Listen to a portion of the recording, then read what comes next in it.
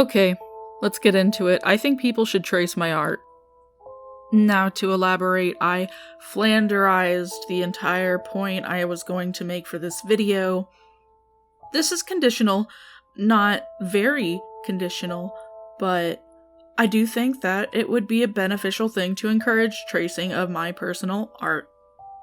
I have a pretty disorganized list of how I would want to talk about this and the what do you call it? The points I would like to bring up. You like that? But we are going to start with a story time. And, okay, so for context or I guess to preface the story time, I am the villain. So we're going to rewind this way back to 2016, let's think 7 years ago, and that is when I started to get some traction on art, I think on like Instagram. And, things build up to other things, and I got very possessive of my art. I got very possessive of my art style, and it became a very nasty thing because I treated other people very poorly over it. I'll spare the sob story that can accompany why I got so nasty, but regardless, my attachment to just one singular art style led me to places I would not even go with a certain thing in my hand.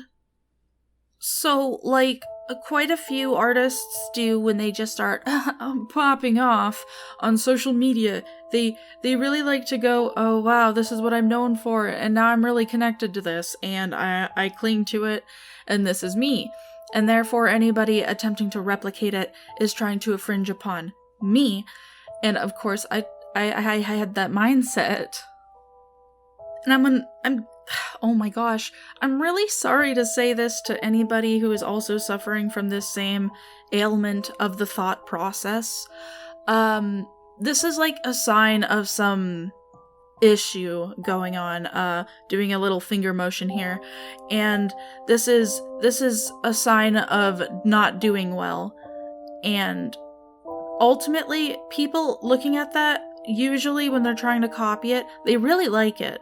I don't think most people have that type of intention. There are very weird circumstances that are not the majority, of course. But in general, where I got very angry and cruel even to strangers over liking the same art style to draw it, I took it as some type of personal threat as a result of severe psychotic delusion. And oh my god, I became like a little tiny raging monster over it through the internet. I would send whoever would go for it to defend me. You know, that typical mindset of I won't even do you know what, you get the idea. I just didn't want to involve myself with it. I'm sorry about the noise. But it's a very nasty place to be in. I never want to do it again. I never want to make the people around me feel that again, because while I can say I felt bad the whole time, who's to say for some 13, 14-year-old at the time who just got a bunch of people who were very, very angry with them suddenly just because they drew some thick eyelashes and sparkly eyes? My gosh. So, like, thinking back 7 years after this type of behavior really blew up for me, nobody got a good experience out of it, except for maybe people who wanted to look at a mess and make fun of the people involved. But I feel worst of all for the people who were just, like, receiving cruelty for drawing some cute little character. Okay, clap clap, story time over. Now we're gonna reflect on the mindset I had at that time, and that mindset was ugly. I was upset, I was always negative, I always felt like I was being targeted, I surrounded myself with people who felt the same, and they kind of like inflamed it, I don't know. But when you're surrounding yourself with people who like to gas you up for some really negative, provocative type of behavior, starting fights with strangers, you never know what their intentions are, and a lot of times they are just negative. You never know why either. So, when you're around those people who are also doing that type of mindset, it's like, oh my gosh, now I'm being encouraged to be nasty. So, that grew out of, it phased out, and, well, ultimately, for the rest of this video, I'm going to tell you what I feel as, a type of guilt compensation feeling reaction. Yeehaw! Okay, swirling my lasso, the story time segment has ended, and now- oh, sorry, I just slapped my flask.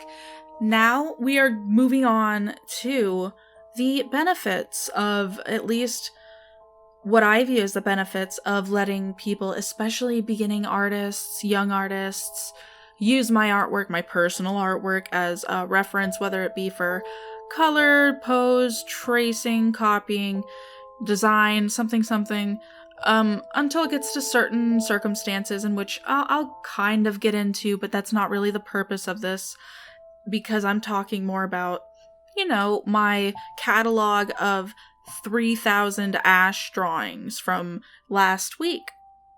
I will first make it clear that the number one exception for this is, when someone is taking art they've found and tracing it, advertising it to profit. And, well, that's illegal, for one. But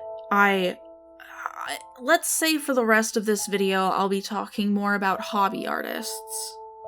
Or at least hobby art.